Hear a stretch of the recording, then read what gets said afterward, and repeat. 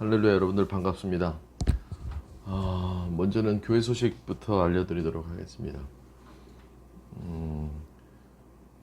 정부와 지자체에서 아무래도 코로나 확산으로 인해서 이제 비대면으로 예배드리라는 정부 정책에 따라서 이렇게 처음 겪어보지 못한, 저 또한 또 여러분들 또한 한 번도 겪어보지 못한 어떤 시대에 살아가고 있는데, 이렇게 온라인 예배를 드리게 됐습니다. 저도 이게 익숙치는 않지만 또 상황이 상황이니만큼 이렇게 예배 드리더라도 여러분들이 이해해 주시고 또 이해를 넘어서 이것 안에서 어떤 은혜를 찾을 수 있길 소망합니다. 점점 코로나에 대한 어떤 질병에 대한 염려와 걱정, 또 이런 것으로 인한 어떤 사회적인 영향, 이런 것들이 자꾸 확산돼 가는데, 이럴 때일수록 더 깨어있는 신앙인들이 되어질 수 있길 소망합니다. 그래서 19일 0시를 기점으로 해서 이제 모든 종교 시설의 집회는 이제 행정명령으로 인해서 정지가 되어져서 예상키로는 한 2주 정도 30일까지라고 하는데, 더 별도의 어떤 통보가 있기 전까지는 교회에서 모여서 예배를 드릴 수가 없습니다. 이런 거에 대해서 너무 안타깝게만 생각할 것이 아니라, 이런 경험 또한 우리 신앙생활 하는 데 있어서의 어떤 큰 경험이라고 생각을 하고, 여러분들 또한 이걸로 인해서 시험을 들기보다는 오히려 더 온전한 신앙생활을 할 수 있길 소망합니다. 더불어서 또 성도들 간에 어떤 질병으로 인해서 여러 가지 어떤 일들이 생긴다면 직접 알려주시고, 또 그 알려주셔서 서로가 도울 수 있는 일들을 같이 함께 할 수 있었으면 좋겠습니다. 또 저도 이 온라인 예배가 이제 낯설다 보니까 조금 성도들 앞에서 설교하던 모습과는 다르게 제가 직접 이렇게 녹음을 해야 되다 보니까 조금 원활하지 못하더라도, 조금 예배 분위기랑은 좀 달라도 여러분들이 이해해 주시고, 또 이거 나름대로의 어떤 의미를 잘 찾으셔서 이 안에서 큰 은혜가 있으실 수 있길 소망합니다. 그리고 이게 제가 직접 녹음을 하는 거다 보니까 좀 여러 가지 잡음 소리가 들릴 수 있으니까 그 부분 또한 여러분들 좀 양해해 주시고,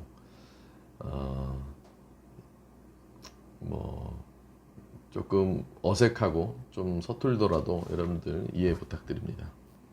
그러면 오늘 이제 말씀 같이 보도록 하겠습니다. 말씀은 창세기서에서 보도록 하겠습니다. 창세기서 28장 10절부터 22절까지의 말씀입니다.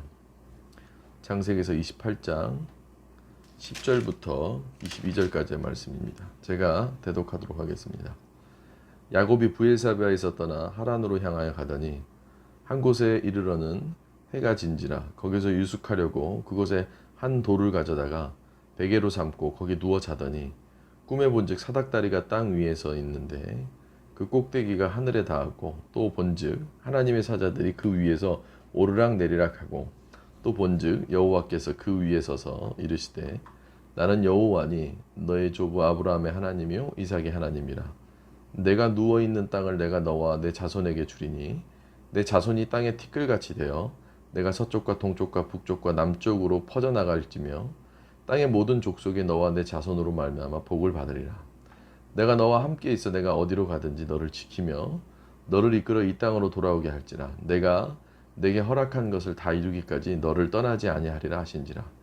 야곱이 잠이 깨어 이르되 여호와께서 과연 여기 계시거늘 내가 알지 못하였도다.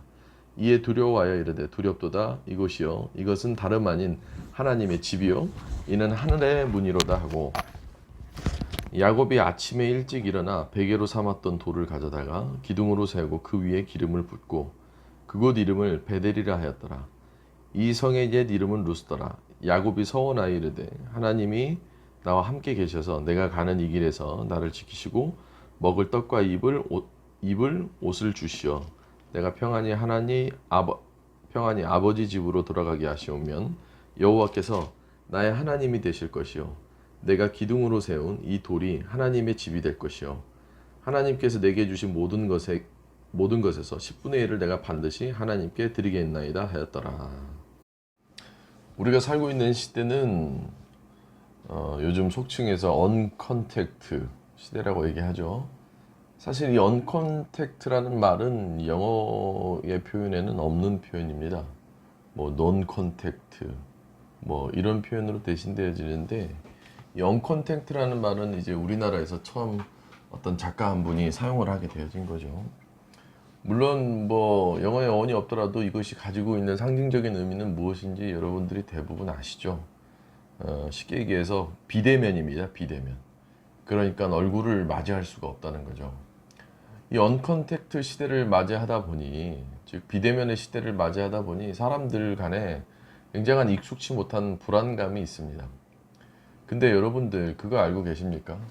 우리가 누군가를 맞이하는 것, 그러니까 페이스 투 페이스, 그러니까 얼굴 대 얼굴을 맞이하는 것이 익숙하리만큼 사실 그 이면에는 맞이하지 않고 우리가 대면하는 것도 굉장히 익숙하죠. 사실 성경의 대부분의 내용들을 보면 그 어떤 누구도 하나님을 직접 대면한 적이 없습니다. 그러니까 우리의 현실 속에서의 이 언컨택트는 사실 하나님 앞에서는 늘상 있었던 어떤 신앙적인 현실에서의 비대면이라고 볼 수가 있죠. 그러니까 현실에서는 비대면이지만 우리는 그 현실에서의 비대면을 넘는 영적인, 즉 영적인 어떤 컨택트가 이렇게 되어져 있는 것이죠. 제가 예전에 영화를 한 편 본 적이 있는데 그 영화에 영화 제목 중에 하나가 컨택트였습니다. 그러니까 아주 멀리 외계에 있는 외계 생명체랑 이렇게 뭔가 이렇게 주고받는 어떤 사인들이 있어가지고 그 외계 생명체에 대한 걸 다룬 어떤 영화를 본 적이 있는데, 아주 미세한 신호, 뭐 미세한 어떤 사인들을 주고받았을 때 그들과의 어떤 교감이 있었던 것이죠. 그 교감을 다루는 어떤 그 영화 내용을 보면서 참 많은 것을 느낄 수가 있었는데, 사실 우리가 신앙생활 하면서 하나님을 믿으면서 우리는 비록 비대면 시대에 살아가고 있지만 그것으로 걱정이 되어져서 우리 신앙적인 가장 큰 걱정, 하나님과 어떤 대면을 하지 못할까, 뭐 이런 것들에 대한 두려움이 늘상 우리에게 있죠.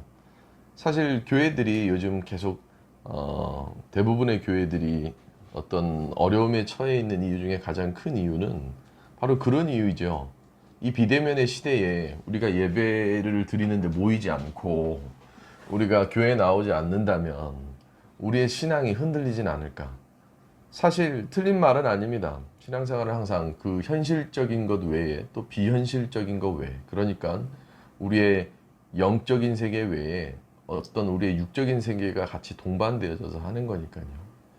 하지만 성경에서 항상 이렇게 대면적인 것들만이 있는 건 아닙니다. 비관 성경의 내용만을 보더라도 예수님을 우리가 알고 수천 년 동안 우리의 신앙이 이렇게 성장해 왔지만, 예수님과 우리 인류가 대면한 것은 약 공생의 기간 한 3년여 정도, 그것도 아주 특정한 특별한 사람들, 그 시대에 살았던 사람들, 그 지역에 살았던 사람들, 그 문화에 살았던 사람들만 대면할 수 있었던 것이죠. 사실 성령의 시대에 살아가고 있는 우리들은 어쩌면 비대면에 익숙한 하나님으로서 살아가고 있는 것이죠. 이것을 요약해서 얘기하자면 어쩌면 우리가 살아가고 있는 이 시대는 하나님과 비대면하면서 살아가는 시대인데, 대부분의 사람들은 이 대면하는 것에 익숙한 나머지 하나님을 직접 만나고 만지고 보고 듣고자 하는 마음에 대한 것이 있는 거죠. 그것이 틀린 것이라는 것이 아니라 하나님을 만나는 데는 항상 그런 대면적인 것만 있는 것이 아니라 비대면적인 것이 있다라는 것이죠. 오늘 본문 말씀을 보면 야곱의 이야기가 나오는데, 야곱이 하나님을 결코 대면했던 게 아닙니다. 그러면 하나님을 만난 게 아니냐? 그것은 아니죠. 지금 야곱은 홀로 별을 쫓아 라반의 집으로 지금 도주하고 있는 것인데, 그 도주하는 가운데서 하나님을 만나게 되는데, 성경 말씀을 아무리 자세히 봐도 직접 하나님과 만난 경험은 없습니다. 다 영적인 만남이고, 또한 현실에서는 비대면이지만 우리 영적인 것 가운데서, 그러니까 야곱이 영적인 것 가운데서 하나님을 만나게 되어지는 것이죠. 그러니까 실제로 성경 안에서 하나님을 만나는 모든 경험들은 비대면 가운데서 이루어진 것이죠. 우리는 절대 하나님을 직접 만날 수가 없습니다. 성경에 기록된 바 하나님을 직접 만나게 되면 사망에 이르게 되죠. 그건 뭐 하나님이 우리를 만나기 싫어라서라기보다는 하나님은 그렇게 더 우리가 다다를 수 없는 어떤 그런 영역에 계신 분이라는 걸 성경 곳곳에서 우리가 찾아볼 수가 있죠. 성경의 그 어떤 인물도 하나님을 직접 대면하지 못했습니다. 모세가 뭐 십계명을 받으러 갈 때 하나님을 대면하고 너무 밝은 빛이 나서 뭐 그런 것들은 하나님의 어떤 실루엣, 하나님의 형상을 본 것이지 하나님을 직접 대면하지 못했죠. 그러니까 이 모든 내용들을 종합해 볼 때 사실 우리의 신앙생활 가운데서 하나님을 만난다라는 건 오늘날 우리가 언컨택트 그 시대에 살아감에 있어서 하나님은 항상 비대면 가운데 만날 수가 있다는 겁니다. 그럼에도 불구하고 사람들은 두려워합니다. 특히 한국에 있는 수많은 교회 성도들은 교회를 나가지 못하면 하나님을 만나는 것이 힘들지 않을까? 하나님을 만나는 것이 어렵지 않을까? 하나님과 동떨어지는 건 아닐까? 물론 정치적인 이유, 여러 가지 이유들로 교회를 못 나온다는 것이 우리에게 종교적인 탄압이 되어질 수도 있고 뭐 여러 가지 이유가 되어질 수도 있겠지만 우리가 이런 시대에 살아감에 있어서도 어떤 하나님의 뜻 가운데 있다면 우리가 굳이 교회를 나오지 못한다고 해서 하나님을 만나지 못하고 그런 건 아닙니다. 물론 교회가 중요하죠. 하나님을 만날 수 있는 좋은 도구와 통로가 되어질 수는 있죠. 성경의 시대에 보면 많은 것이 탄압되어졌던 시대에도 깊은 곳에 들어가서 예배를 드리죠. 그 카타콤 같은 그런 곳에서도 예배를 드리죠. 물론 그런 모임 자체 그런 것도 중요하지만 상황과 여러 가지 정황을 이해해 봤을 때 꼭 예배의 처소가 있어야지만 하나님을 만난다라기보다도 그들의 어떤 간절함과 그들의 처해진 상황 가운데서 하나님께 예배드리는 그 예배의 모습이 더 중요하다는 겁니다. 즉 바야흐로 저는 이렇게 명명합니다. 오히려 더 이럴 때 하나님을 깊게 삶 속에서 만날 수 있는 그런 시기는 아니겠습니까?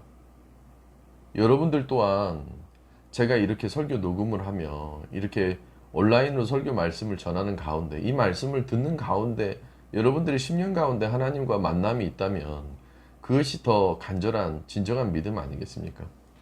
물론 구분은 되어질 겁니다. 이런 상황 속에서 오히려 교회에 나아가고자 하는 간절한 마음 가운데서도 예배드리고자 하는 간절한 마음 가운데서도 이렇게 온라인으로나마 예배드리는 것에 감사함을 느끼는 사람들은 오히려 10년 가운데 하나님의 깊은 은혜를 느끼지 않겠습니까? 하지만 이것을 그저 하나의 공휴일로 여기고 귀찮았던 교회를 나가지 않게 되어졌다. 뭐 이렇게 판단되어진다면 글쎄요, 그건 하나님을 만난다기보다도 오히려 이 시대에 휩쓸려 버려서 진정한 하나님 만나는 것을 잃어버리는 것은 아니겠습니까? 그래서 다시 한번 정의하기로는 언컨택트 시대, 이것은 더 오히려 깊게 하나님을 만날 수 있는 개개인의 모든 사람들의 신앙 가운데 하나님을 직접 대면할 수 있는 아주 중요한 시대이고 구분되어질 수 있는 시대이며 우리에게 이 시대를 통해서 하나님의 진짜 신앙을 찾을 수 있는 그러한 시대라고 저는 생각합니다. 만약 이런 상황과 이런 시대에 우리의 신앙을 잃어버린다면 그 잃어버리는 신앙에 대한 의미가 무엇이 있겠습니까? 오히려 이럴 때 이런 상황 가운데서도 하나님을 바라보고 하나님을 믿는 진정한 신앙과 믿음, 또한 사회의 비판과 사회의 여러 가지 상황에 처해 있지만 그 가운데서도 내 삶을 지키고자 하는, 또한 내 삶 속에서 신앙을 지키고자 하는 마음, 그것이 우리 신앙에 정말 중요한 것은 아니겠습니까? 제가 공부하던 시절 종교의 미래, 하비 콕스라는 사람이 쓴 책 가운데 종교의 미래라는 책의 내용을 보면 이 시대를 성령의 시대라고 얘기합니다. 아무리 기술이 발달되어지고 아무리 기술과 더불어서 모든 것들이 발전이 되어질지라도 우리가 믿고 있는 하나님에 대한 모든 신앙을 대신할 수는 없는 겁니다. 즉 아무리 기술이 좋아지고 서로 컨택트, 그러니까 서로 만나지 않고서도 서로 의사소통할 수 있는 기술력이 개발되어지고 스마트폰을 사용하고 인터넷이 개발되어질지라도 우리의 마음의 공허함, 그 공허함 속에서 우리의 심령을 터치하고 우리의 심령에 진정한 어떤 교제가 생길 수 있는 것은 하나님 아니겠습니까? 물론 모든 것이 편리해져서 전화 한 통이면 물건을 배달시킬 수 있고 전화 한 통이면 음식물을 시켜서 먹을 수 있는 시대의 편리함 속에서 살아가지만 우리 마음속에는 여전히 공허함이 있지 않습니까? 근데 꼭 그 공허함이 대면으로만 이루어져야 되는 것은 아니라는 것이죠. 한번 여러분들 생각해 봅시다. 제가 군대에 있었던 시절 저희 아내가 저한테 많은 편지를 써줬어요.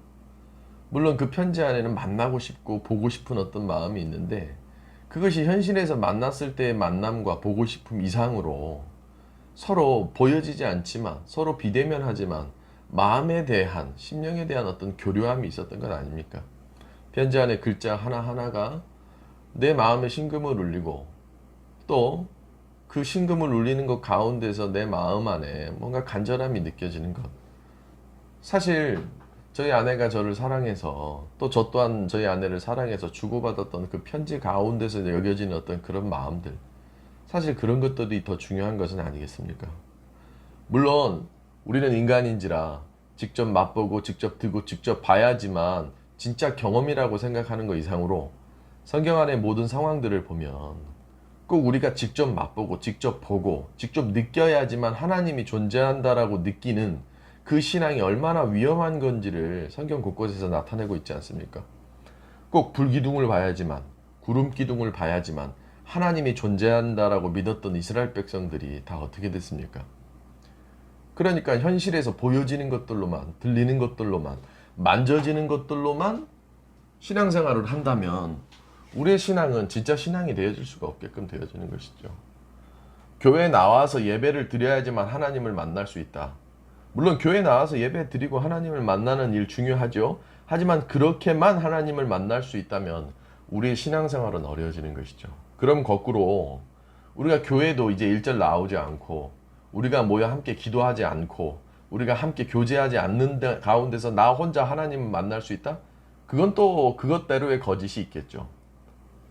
하지만 진짜 중요한 건 우리가 꼭 눈에 보여지는 우리의 세계관을 통해서만 하나님을 만날 수 있는 것이 아니라 내게 처해져 있는 상황 가운데서도 비록 보여지지는 않고 직접 만날 수는 없고 직접 들을 수도 없고 직접 느낄 수도 없는 것 가운데서도 하나님은 존재하고 역사하시는 것 아니겠습니까?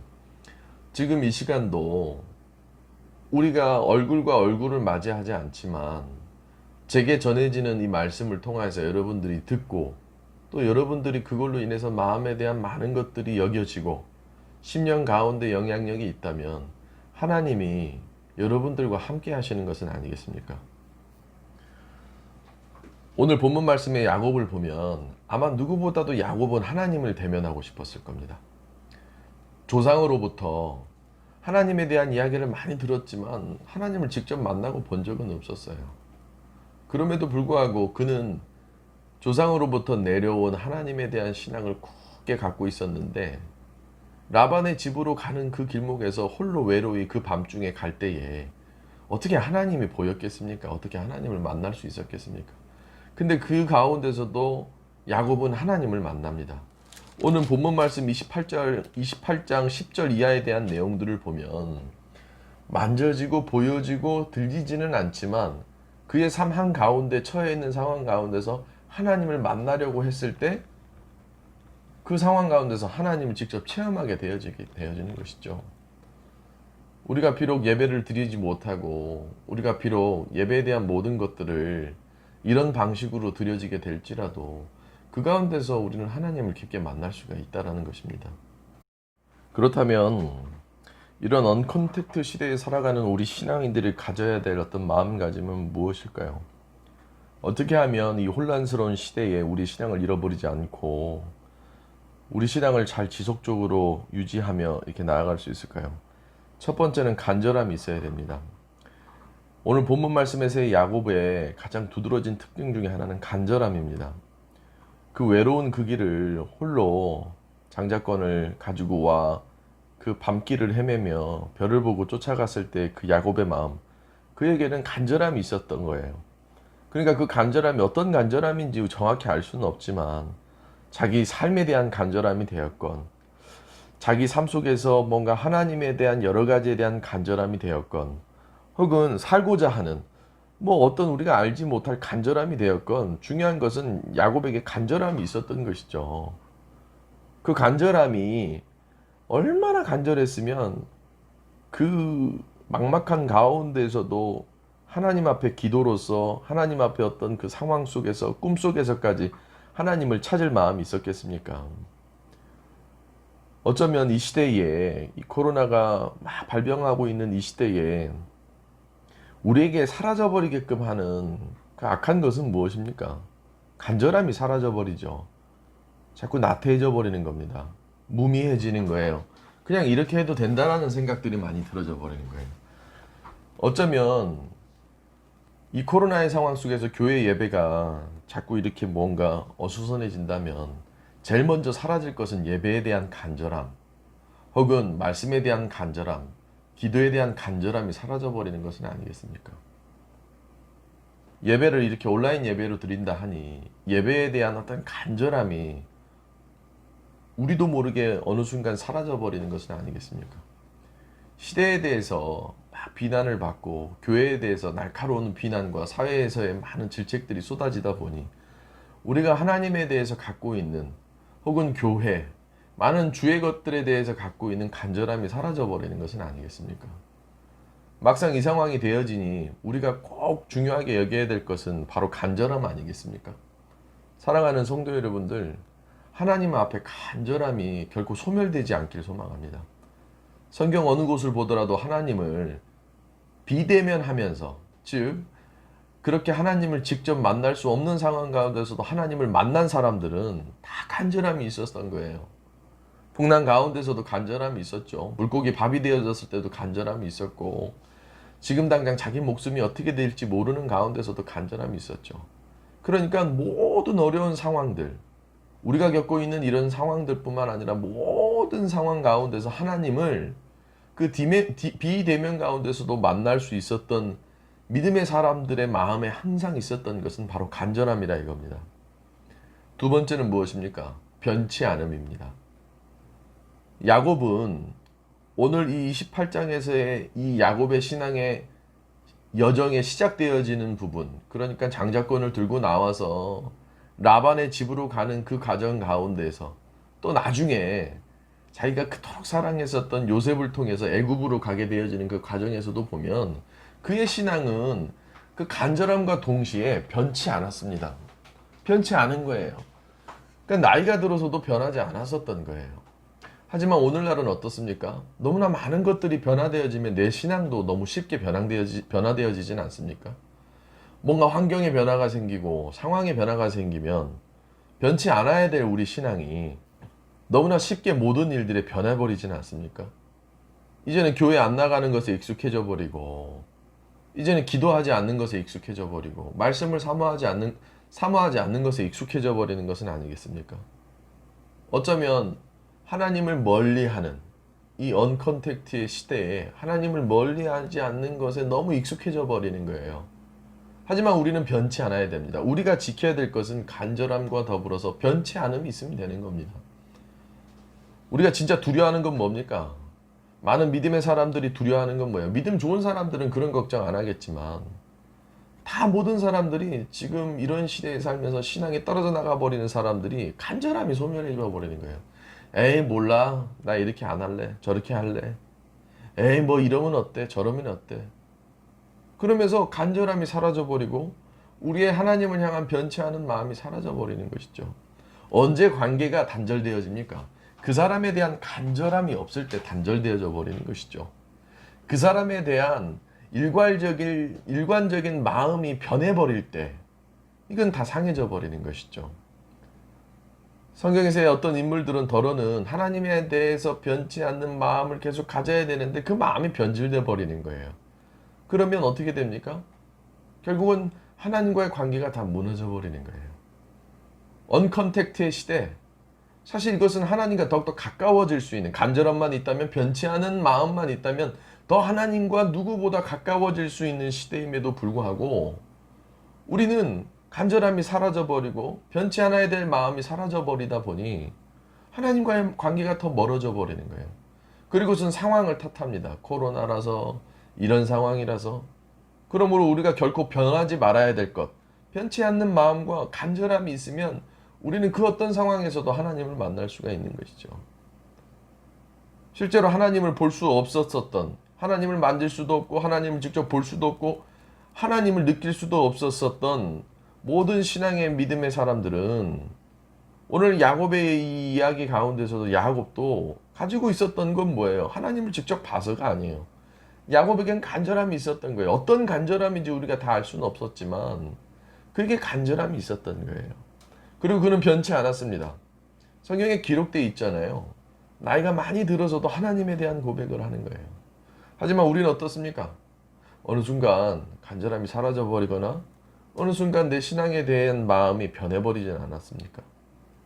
마지막 세 번째로는 끊임없음이 있어야 됩니다. 변치 않음과 비슷한 마음이긴 하지만 끊임없음이 우리 마음 안에 있어야 된다고. 그러니까 무한하게 하나님과 계속 교류함이 있어야 된다 이거예요. 하지만 이런 상황이 우리를 끊겨버리게 하면 안 된다는 것이죠. 우리가 상황 때문에 하나님을 못 믿는다면, 우리가 상황 때문에 하나님과의 관계가 단절되어진다면 그것은 올바른 신앙이라고 볼 수가 없게끔 되어지는 것이죠. 그러므로 우리는 끊임없이 하나님과 교류해야 됩니다. 어떤 상황이 됐건 끊임없이 하나님과 교류해야지만 내 마음 안에 그 끊임없이 지속되어지는 하나님의 마음이 있어야지만 우리의 신앙이 이런 시대에 더욱더 온전하게 빛을 발할 수가 있는 것이죠. 기독교 신앙이 2000년 역사라고 합니다. 주님 이 땅에 오시고 나서 2000년이라는 시간이 흐르면서 우리의 신앙이 계속 이렇게 유지되어질 수 있는 가장 큰 특징은 믿음의 사람들에게 늘 어떤 시대를 살건 이것보다 더 혹한 시대에 살건 개인적으로 어떤 상황에 처해져 있건 믿음을 잃어버리지 않았었던 건 간절함과 그들의 변치 않음과 그들의 하나님을 향한 끊임없는 마음에 대한 상태가 있었기 때문에 그들은 이 2000년이라는 시간 동안 우리에게 신앙을 물려줄 수 있었던 건 아닙니까? 사랑하는 성도 여러분들, 여러분들 마음 안에 간절함이 있습니까? 여러분들의 마음 안에 하나님을 향한 변치 않음이 있습니까? 여러분들의 마음 안에 하나님에 대한 끊임없는 마음에 대한 솟구침이 있습니까? 오늘 야곱을 보십시오. 야곱은 간절함이 있습니다. 또한 변치 않는 마음이 있어요. 또한 끊임없이 하나님 앞에 갈망을 합니다.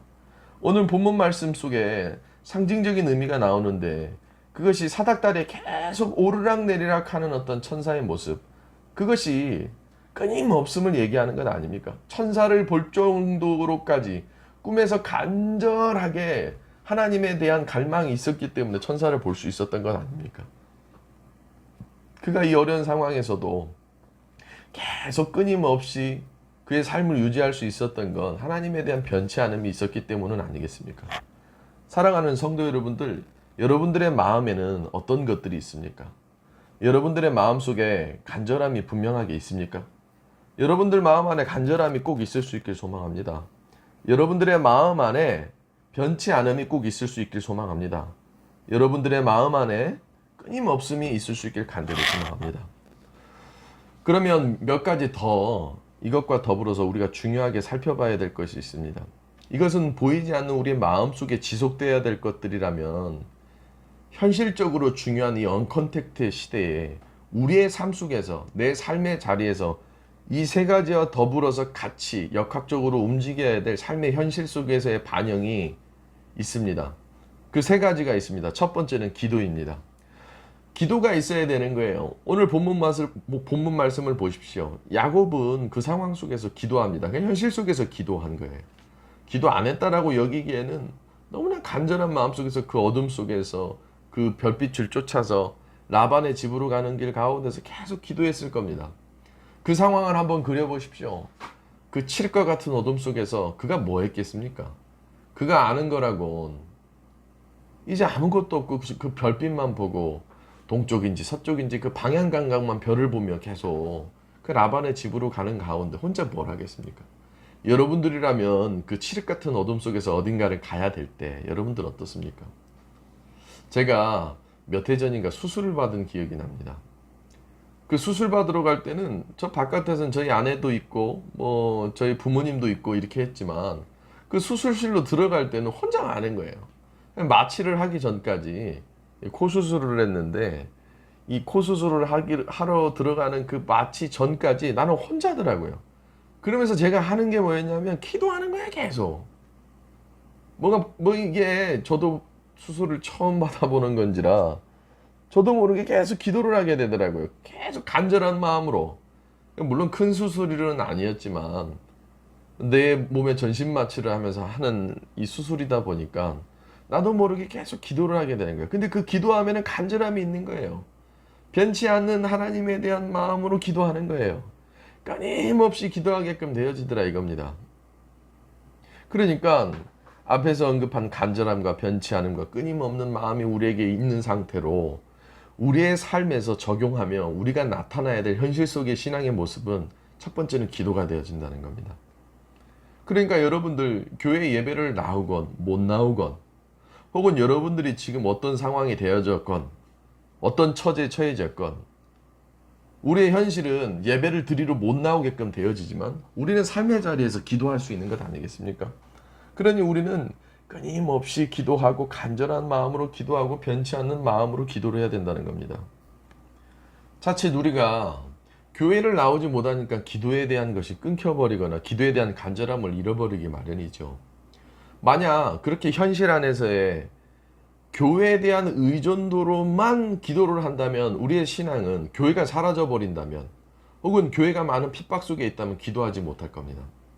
물론 교회에서 기도하는 것이 중요하지만 교회에서 기도하는 것만큼이나 중요한 것이 교회 바깥으로 나갈 때 그 삶의 자리에서 기도하는 것이 더 중요한 건 아닙니까? 교회에서만 기도하고 교회에서만 말씀 보고 교회에서만 예배 드린다면 실로 진짜 교회의 목적과 이유를 잃어버리게 되어지는 겁니다. 사실 교회라는 것은 우리의 삶의 현장에서 기도할 수 있게끔 다시 한번 다져지게 되어지는 거고 교회라는 것은 우리의 삶에서 말씀을 다시 한번 되새김질할 수 있는 것이 되어진 거죠. 사실 진짜 전장터는 교회가 아니라 우리의 삶의 자리 아닙니까? 어쩌면 이렇게 되는 겁니다. 제가 이렇게 상징적으로 말하는 것이 되어질 수도 있겠는데 교회라는 것은 우리가 군인이라고 했었을 때 여기는 어떻게 보면 휴식처와 같은 거예요. 안식처와 같은 것이에요. 내가 더 기도할 수 있게끔 삶의 자리에서 기도할 수 있게끔 강화를 시켜주는 것이죠. 내가 삶의 자리에서 말씀을 더 깨우칠 수 있게끔 여기서 점검을 받고 삶에서 말씀을 적용하는 것이죠. 그리고 삶에서 예배를 드려야 되는데 그 예배를 드리지 못함을 교회에서 예배 드릴 수 있게끔 되어지는 것이죠. 그렇습니다. 지금 현실에서의 예배, 기도, 말씀 이것이 교회에서 이루어지는 것이 막혀버려요. 그러면 막혔다고 우리 신앙인들이 치열하게 삶에서 전쟁하듯이 영적 전쟁을 하면서 싸워야 되듯이 그곳에서 기도하고 말씀을 깨우치고 예배로서 삶을 예배로서 승화시켜야 되는 어떤 그런 것들을 못한다면 우리는 정말 아무것도 할 수 없는 신앙인이 되어지는 것은 아니겠습니까? 그러므로 우리의 삶의 자리에서 이 언컨택트의 시대, 이 비대면의 시대가 활성화되어지고 있고 앞으로 어떻게 되어질지 모르는 이 시대 상황 가운데서 믿음의 사람들은 결코 포기하지 말아야 될 것이 현실 속에서의 형체인 교회가 아니라 기도는 결코 포기해서는 안 된다는 것이죠. 성도 여러분들, 저는 여러분들에게 간절히 부탁드립니다. 또 간절히 여러분들에게 선포합니다. 삶의 자리에서 이런 시대에 더욱더 기도할 수 있는 여러분들 되길 간절히 소망합니다. 두 번째로 간절함과 변치 않음과 끊임없는 우리의 마음의 상태에서 우리가 현실 속에서 해야 될 것은 바로 말씀을 우리의 마음에 온전히 새겨야 되는 겁니다. 또한 말씀과 함께 해야 되는 겁니다. 즉 말씀이 우리의 삶에서 계속 함께 해야 된다는 것이죠. 여러분들이 솔직히 한 주를 살아가면서 교회에 나오지 않을 때 집에서 말씀을 본다라는 것이 혹은 말씀을 되새김질한다는 것이 결코 쉬운 일은 아니죠.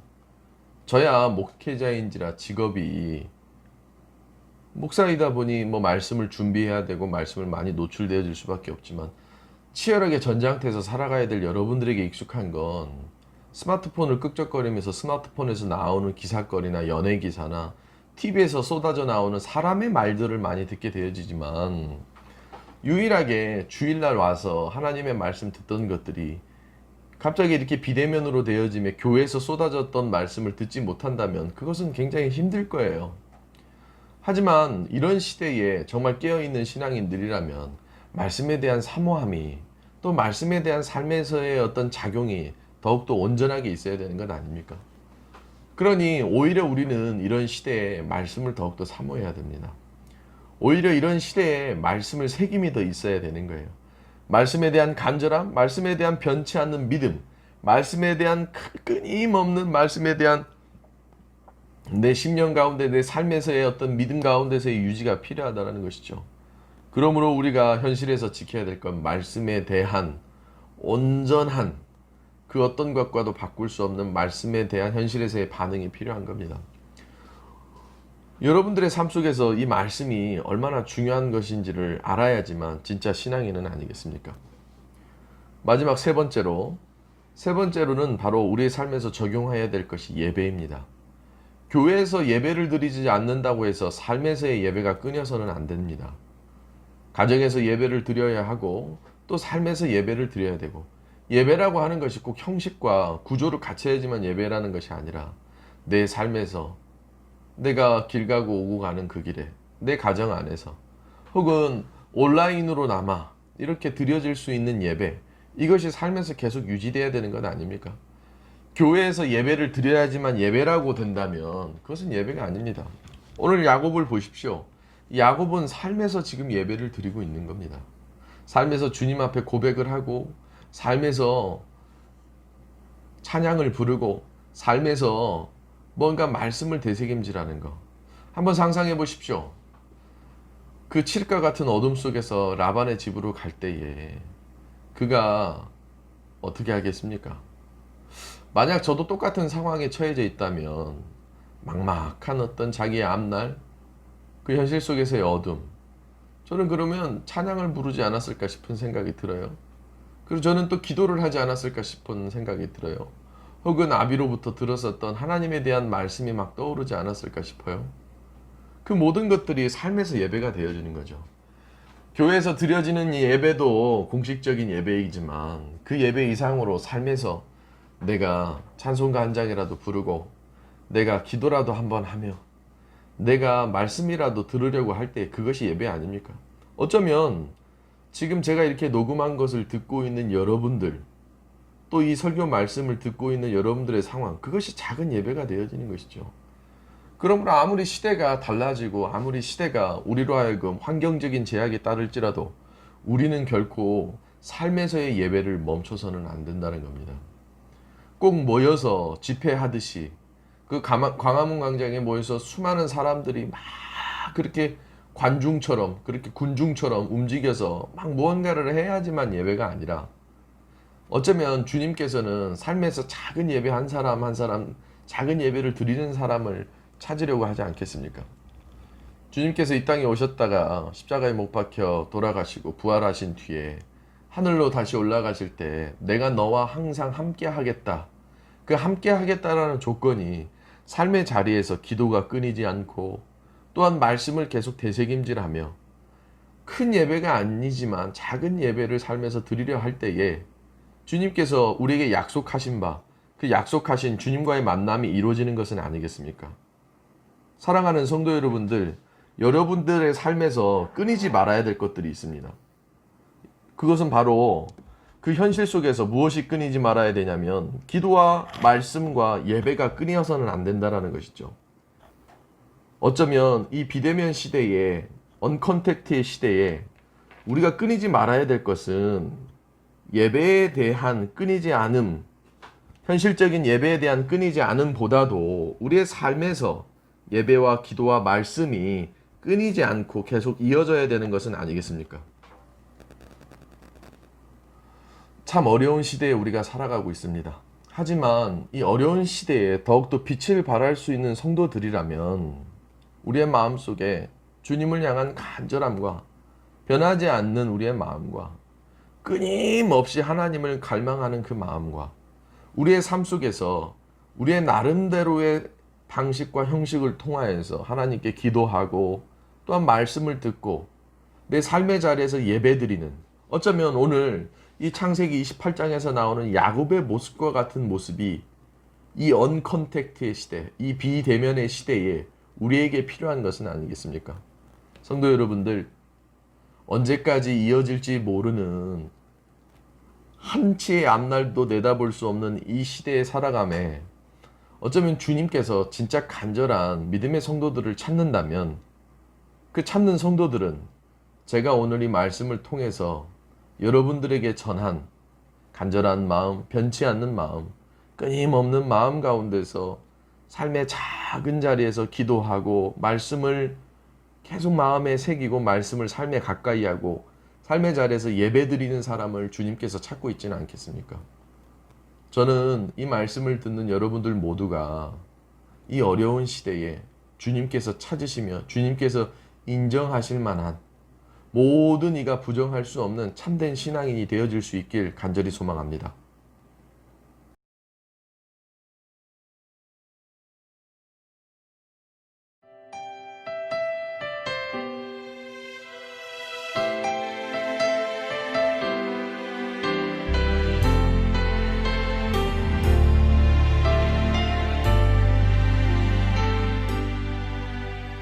고단한 인생길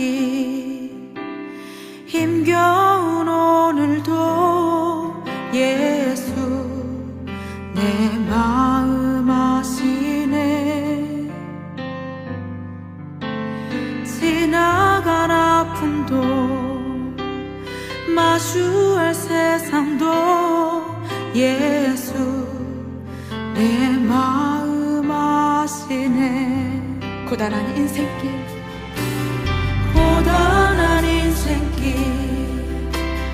힘겨운 오늘도 예수 내 마음 아시네. 지나간 아픔도 마주할 세상도 예수 내 마음 아시네. 믿음의 눈 들어 주를 보라.